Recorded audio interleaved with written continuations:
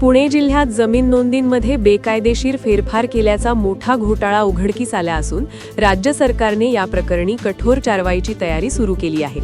महाराष्ट्र जमीन महसूल अधिनियम 1966 मधील कलम 155 चा गैरवापर करून मालकी हक्क, वारस नोंदी आणि क्षेत्रफळात बदल करण्यात आल्याचे चौकशीत समोर आले आहे। या प्रकरणात तब्बल 152 महसूल अधिकाऱ्यांवर निलंबन आणि विभागीय चौकशीची प्रक्रिया अंतिम टप्प्यात पोहोचली आहे। या प्रकरणाच्या चौकशीसाठी राज्य सरकारने नाशिक विभागीय आयुक्त प्रवीण गेडाम यांच्या अध्यक्षतेखाली विशेष समिती नेमली होती। लोकप्रतिनिधींच्या तक्रारीनंतर समितीने गेल्या 5 वर्षांतील जमीन नोंदींचा सखोल आढावा घेतला। तपासादरम्यान महसूल अधिकाऱ्यांनी अधिकाराचा गैरवापर करून जमीन नोंदींमध्ये फेरफार केल्याचे स्पष्ट झाले।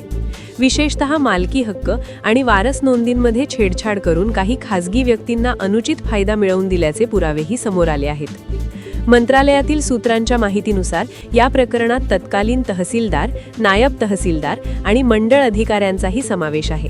काही अधिकारी सध्या सेवानिवृत्त झाले असले तरी त्यांच्यावरही कायदेशीर कारवाई होण्याची शक्यता व्यक्त केली जात आहे।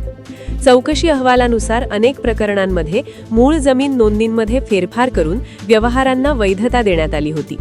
दोषी अधिकाऱ्यांची अनियमिततेच्या तीव्रतेनुसार 3 गटांत विभागणी करण्यात आली आहे। यात अतिगंभीर दोष असलेले 15 अधिकारी, गंभीर अनियमितता करणारे 82 अधिकारी आणि मध्यम स्वरूपाचे दोष असलेले 55 अधिकारी यांचा समावेश आहे। संबंधित अधिकाऱ्यांची नावे आणि प्रकरणांचा तपशील शासनाकडे सादर करण्यात आला असून लवकरच अंतिम कारवाई होण्याची शक्यता आहे। या कारवाईमुळे पुणे जिल्ह्यातील महसूल विभागात मोठी खळबळ उडाली आहे। जमीन व्यवहार अधिक पारदर्शक करण्यासाठी डिजिटल नोंदी, नियमित लेखापरीक्षण आणि प्रभावी नियंत्रण यंत्रणा उभारण्याची गरजही या निमित्ताने अधोरेखित झाली आहे।